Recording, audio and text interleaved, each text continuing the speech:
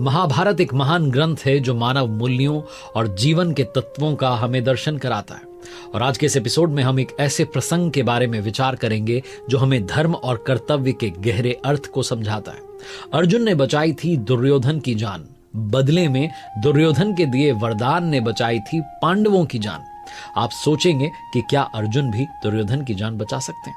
धनुर्धर अर्जुन और दुर्योधन की यह कहानी महाभारत के उस समय की है जब पांडव द्वैत वन में निर्वासित जीवन बिता रहे थे। इस दौरान कई सारी घटनाएं घटी, जिनमें से एक महत्वपूर्ण प्रसंग वो था जब अर्जुन ने अनजाने में दुर्योधन की जान बचाई और बदले में दुर्योधन ने जो वचन दिया वो बाद में पांडवों की जान बचाने में सहायक सिद्ध हुआ। ये घटना तब शुरू हुई जब पांडव द्वैत वन में ठहरे हुए थे।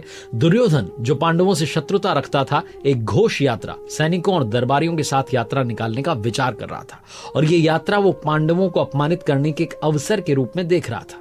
लेकिन जब उसने अपने पिताश्री धृतराष्ट्र से कहा कि मुझे अनुमति दीजिए, तो धृतराष्ट्र ने मना कर दिया। महाराजा धृतराष्ट्र ने कहा कि पांडवों के साथ में अब और कोई उलझन नहीं होनी चाहिए। लेकिन मामा शकुनी जो चालों में माहिर था, उसने धृतराष्ट्र को कहते हुए मना लिया कि इस यात्रा का उद्देश्य तो सिर्फ गायें और बछड़ों की गणना करना है और पांडवों से इसका कोई लेना देना नहीं। आखिरकार धृतराष्ट्र ने दुर्योधन और उसकी सेना को वहां जाने की अनुमति दे दी।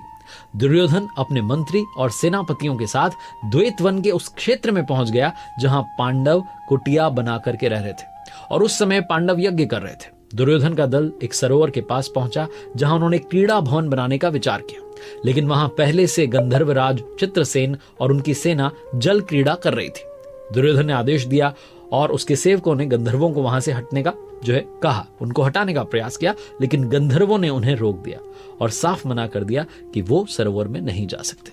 लेकिन दुर्योधन जो कि घमंडी था, अहंकार पर, ताकत पर भरोसा रखता था, इस अपमान से भड़क उठा और उसने अपनी पूरी सेना के साथ गंधर्वों पर हमला कर दिया। लेकिन गंधर्वों की सेना शक्तिशाली थी और उन्होंने दुर्योधन और उसकी सेना को बुरी तरह से हरा दिया, परास्त कर दिया।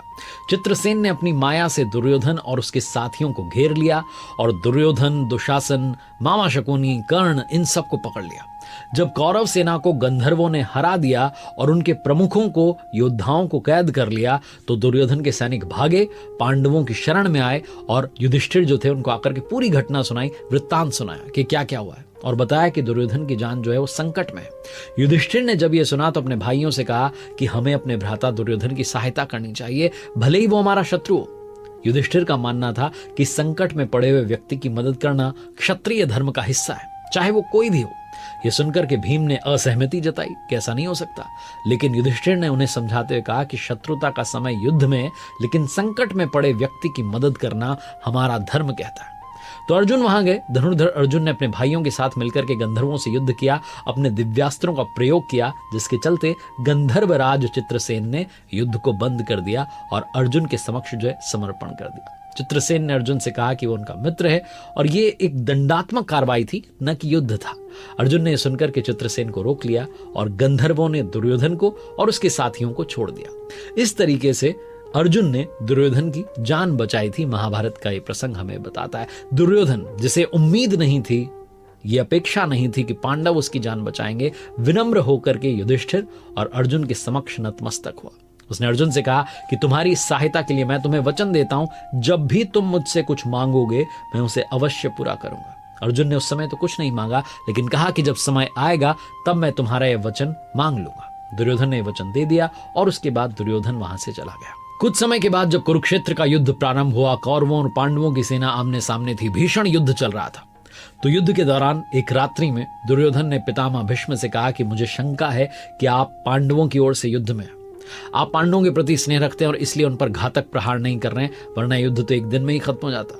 यह सुनकर के पितामह भीष्म क्रोधित हो गए और उन्होंने कहा कि ये 5 शक्तिशाली तीर हैं जिनसे मैं अगले ही दिन 5 पांडवों का वध कर दूंगा। दुर्योधन ने पितामह भीष्म पर पूरा भरोसा नहीं किया और कहा लाइए तीर मेरे पास में सुरक्षित रखूंगा ताकि ये नष्ट ना हो जाए।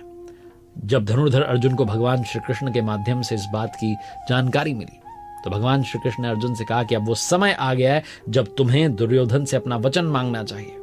अर्जुन को याद आया कि दुर्योधन ने एक वचन दिया था। वो तुरंत दुर्योधन के शिविर में पहुंचे और विनम्रता पूर्वक दुर्योधन से कहा कि आपने उस दिन वचन दिया था और अब मैं अपना वचन मांगने आया हूं। दुर्योधन ने अपने वचन को याद किया और कहा कि बताओ क्या मांगना चाहते हो। अर्जुन ने कहा कि मुझे वो 5 तीर चाहिए जो पितामह भीष्म ने आपको दिए हैं।